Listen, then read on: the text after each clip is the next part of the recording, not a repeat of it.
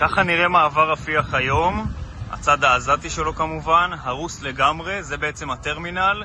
האזורים כאן עם הדקלים בכניסה מפורסמים מהתמונות מהלילה הראשון שחטיבה 401 כבשה אותו בהתחלה של התמרון ברפיח. היום המקום הרוס לגמרי אחרי שצה"ל גם כבש את כולו וגם הרס את כולו.